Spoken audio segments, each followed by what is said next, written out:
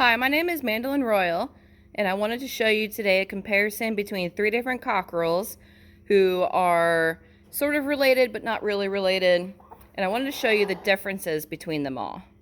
This first guy here, he weighed in at 6.5 pounds. He's coming up on 6 months old. I like that he has a pretty decent comb, even though there's too many spikes. I like his tail spread, his white earlobes. His leg color, he does have a lot of hormonal pink coming through, but the blue could also be darker blue. But to me, he's right at the weight of the French standard, right at that 6.5 pound mark, and he's not even a year old yet. To me, he's small, but I like his details, and I think I may be able to use him next year, depending on the hens that he goes with. I'm not crazy about his attitude. He has a lot of vigor, and he packs a pretty big punch in that little body of his. But that means he's going to have no problems breeding 10 hens or a pretty good sized group. And for the dinner table, that's important. The other guy, he's a midweight. He's a half brother to the other guy next to him. He weighed in at 7 pounds 5 ounces. He does have a little bit of brassy coloring coming in his saddle feathers. With the way that they're grown and the way that I've learned these genetics, I know that that's going to be something to pay attention to and call for in offspring. But he's got a good attitude. His details are okay. He's terrified of the guy on the left, even though they can't get to each other. His leg color is really good. He's got good vigor. And he just doesn't like being in this cage. The other guy, he's the biggest. He's 8 pounds 6 ounces. You can feel it in his chest. He's nice and long in the body, broad all the way across.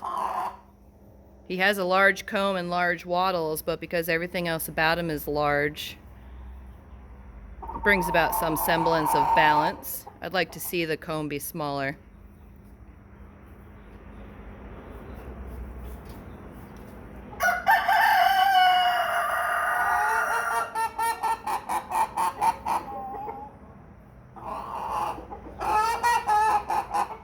He does have the best bluing on his beak. Come on, back up, buddy. Let's see your details. His tail's a little long and it's not that full, but I've been waiting on it to grow in for about a month now. He doesn't have any white on his earlobe, so that's something I'm going to have to take into consideration when I'm looking at which girls he's going to get. His feathers are a mess because he did do some fence fighting with the guy next door.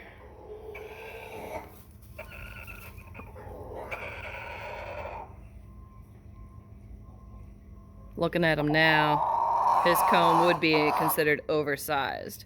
But he has all that meat on there. And because we are definitely table focused, I'm not going to argue with that.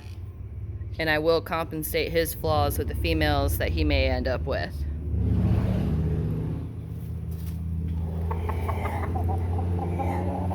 The middle guy, he carries most of his width in the front.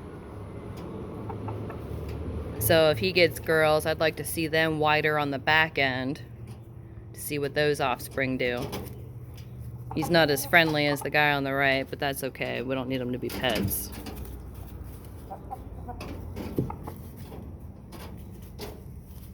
He doesn't have white on the earlobes either. But for the dinner table, that's not a complete deal breaker. It just matters for breeding to standard. I like his length and his width. He has a similar tail to his half-brother.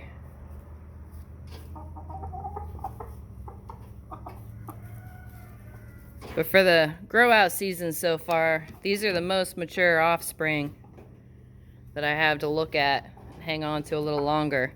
I still have a lot of boys growing out, maybe about 100 or so, different age groups. If I find better, I'll keep them instead. If I don't find better, these guys might be it.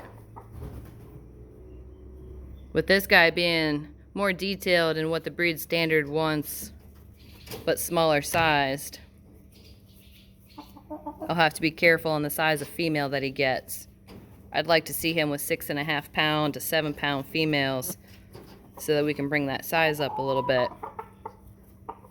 Or I can just call him French because he's right at the French sizes. For as little as he is, he really does have good width, and I can work with that. He also has a fuller tail, and the tail has a good wide spread to it too. So even though he's the little guy, he does have some really positive traits going for him.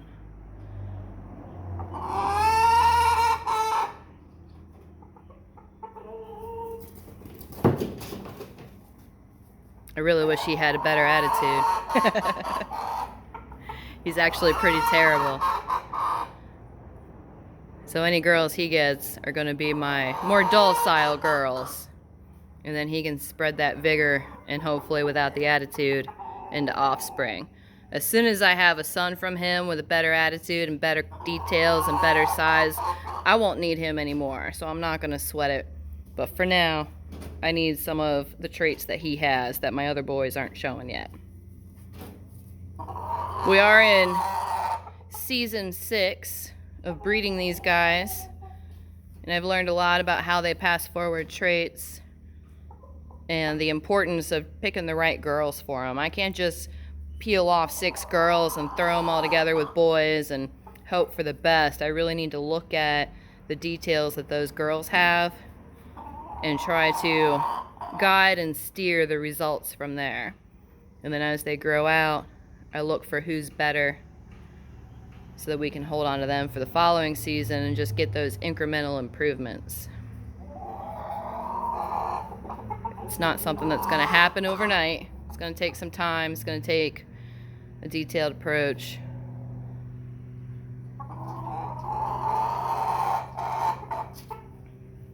But these aren't too bad. With how many girls I have, I'll be able to find each of these boys a pretty decent group and hopefully see the improvements we're after with getting the finer details and the earlobes combined with the leg color, body structure.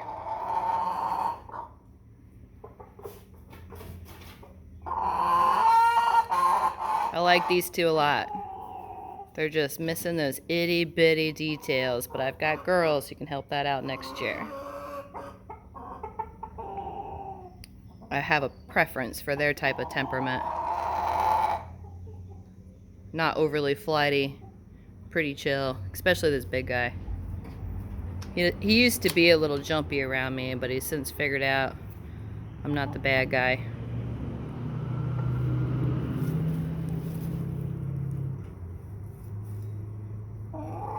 He did pick up better coloring than his half-brother. With these guys being right about 6 months old, I'll have to watch this one and see how yellow he's gonna get. It's right there in the saddle and it's on his shoulder, and with it being in those locations, I know it's a pigment problem. It's not feed, it's not sunlight, it's not dirt. Just because of where it is with him being male, it's right there where males get color, if they're going to get color. And he didn't get that. Neither did the other one. But there's a lot of details to look at, and you have to pick and choose which traits you're going to worry about within any given season.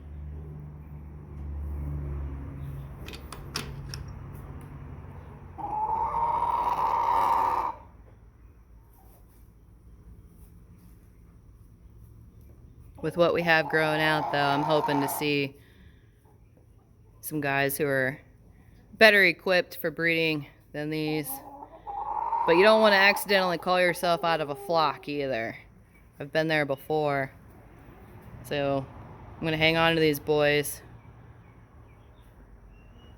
and see what the rest of the boys have to show as they come of age. These guys are probably going to change a little bit the next 6 months as they come up on that 1 year mark. So I'm not going to put all my eggs in one basket, and I'm not going to breed from just these.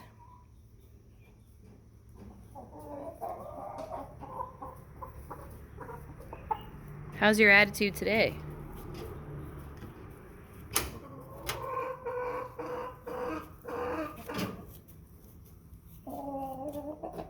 Yeah, you're second guessing it? That's good.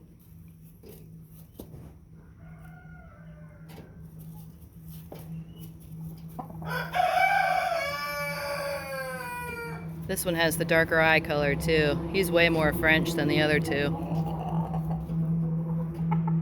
And he didn't jump out of this cage at me. He's making some progress on his attitude. But he'd still bite me if he could.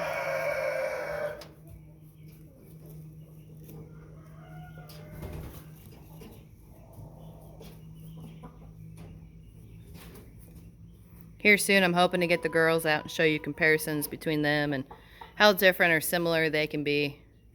But I thought it was neat to see the different sizes and the different details to these birds, because it's a clear distinction of how varied the genetics are in the U.S. There's a lot of different directions you can steer a flock. At the end of the day, I aim for balance with those table results. This is where we get our chicken from. We don't buy it from elsewhere, we raise it. So we've got to breed for it, while also paying attention to the breed traits, how they're supposed to look, and how they're supposed to finish out.